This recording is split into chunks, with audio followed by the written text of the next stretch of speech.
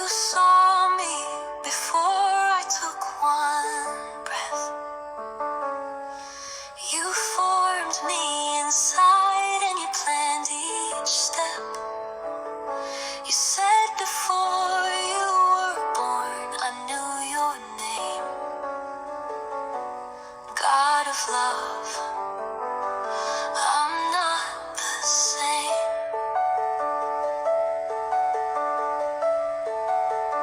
You made me with care. You made me with light. You shaped every part of me just right.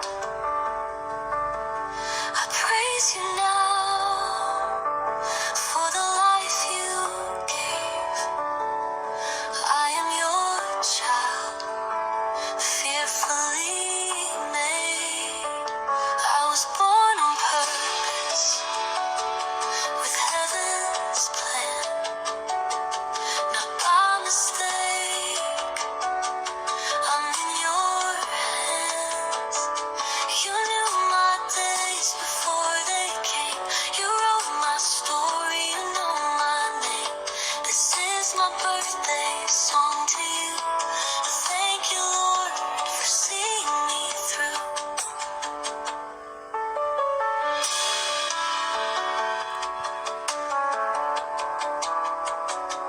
Sometimes the days were dark and alone, but still you held me and made me strong. You counted my tears, you stayed so near. Your love kept me through every year. Like Moses, I've been scared and small, but you still chose me. Happy birthday po sa aming owner ng push and put something happen. Ayan, happy birthday sa iyo, kapatid JD. Enjoy your day. God bless you always. Sana lagi kang pagpalain ni Lord. Alam ko masaya ka kasi natupad mo na ang iyong mga kahilingan, at I hope na hindi ka manghinawa sa iyong mga member na minsan talaga hindi may iwasan mga pasaway, pero alam kong kaya mo mamuno sa isang ministry, di ba? Kaya nga po nagtagal kayo sa ministry nyo kasi talagang nasa paghahawak yan ng isang pinunay. Salamat sa iyo kasi nakilala ka namin ating mga kapatiran. Happy birthday sa iyo, mahal kong Jetty. I hope na sana magkita-kita na tayo next year. Inshallah. Happy birthday sa iyo. At may ibibigay ko lang sa iyo na regalo ay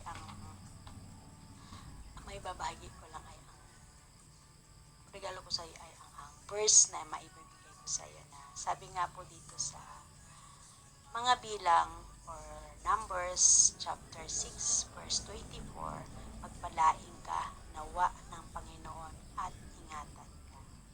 Di po ba? Ayan. Kasi alam kong lagi kang pinagpapala ng Diyos, kasi alam kong busilak ang iyong puso. Kaya always kang pagpapalain ni Lord. At sa Numbers chapter 6 uli, sa chapter 6 verse 26, na lingapin nawa ng Panginoon ang kanyang mukha sa iyo at bigyan ka ng kapayapaan. Ayan, di ba napakagandang verses sa iyo, kasi alam kong bagay sa iyo yung mga verses na yan, kasi lagi kang ng ating Panginoon, kasi alam kong ano ka sa ating Panginoon Yesu Cristo. Alam kong lagi kang bibigyan ng ating Panginoon ng kapayapaan. Kaya enjoy your day, and I hope na lagi kang masaya, at pagpatuloy mo lang yung pagiging kung sino ka. Kaya yun lang po. Happy birthday mahal kong kapatid. I love you with the love of the Lord. God bless you always. Ingat lagi. Bye. Thank you. Jana, happy birthday sa iyo. Once again, isa na namang mapagpalang buong taon ang ibinigay sa iyo ng Panginoon na muli ikaw ay mabigyan ng isa na namang magandang buhay sa iyo.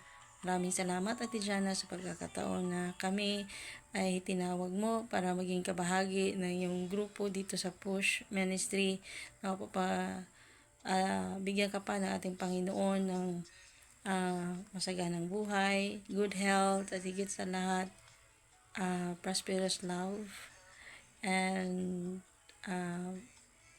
family blessings na ang Panginoon lamang ang makapagbibigay sa iyo.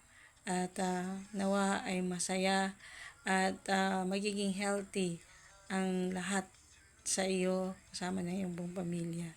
Take good care and we wish you all the best of luck in life and Merry Christmas and have a prosperous New Year in advance. And once again, happy birthday.